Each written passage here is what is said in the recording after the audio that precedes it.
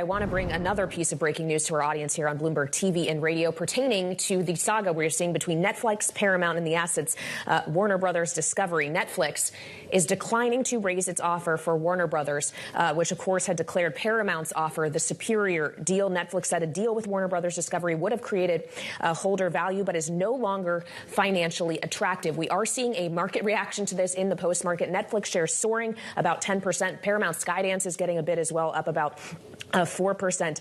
It's worth noting that the Netflix co-CEO, Ted Sarandos, was just at the White House this afternoon, and now Netflix is taking this position, making me wonder what exactly was the conversation inside the White House. And Arshi, this also comes after David Ellison was a guest of Senator Lindsey Graham at the State of the Union on Tuesday. Usually this would be a story we focus on from a business perspective, but it actually has become quite a political one as well.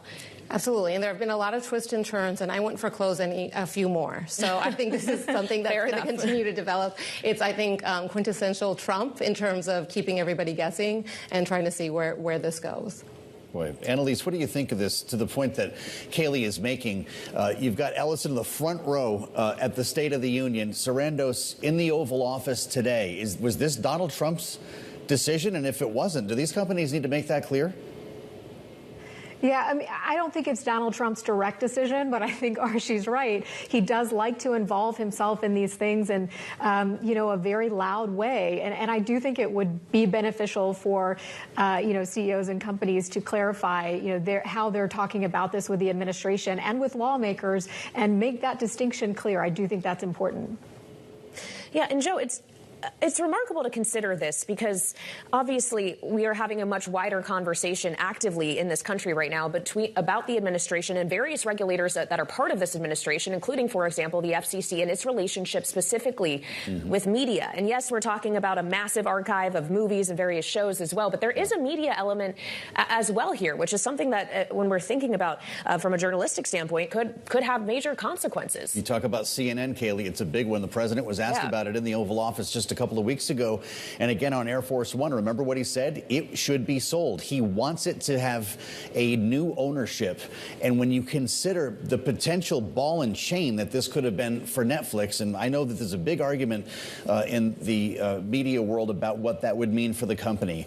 Netflix is flying right now. It's up 12% in almost a relief rally, knowing that the company won't have to endure this. Yeah, we are seeing definitely a massive move after hours. Right now, Netflix is up about 10 percentage points, but I would imagine this is going to be a big narrative when we begin the trading day tomorrow. I would note, as we continue to contend with this breaking news here, which again is that Netflix is not raising its offer for Warner Brothers Discovery. It seems that they no longer think this deal is attractive. Ted Sarandos, the Netflix co-CEO, was not the only person who was at the White House today meeting with President Trump. We also saw the mayor of New York City, Zohran Mamdani, there, someone who President Trump on Tuesday called a communist. How are these two still so buddy-buddy, Arshi? I'm a little confused. Is this a good look for Mamdani? I think in many ways they understand each other, and they're two sides of the same coin, and so it's an interesting dynamic because we saw it earlier, and we saw a very similar shot on this meeting too. Also, New York and the federal government, there is a very big nexus point there, so they do have to work together. So I think in this day and age, communication is always good, and we see more and more there's less communications between the two parties. So I think from that perspective, it's a very positive piece.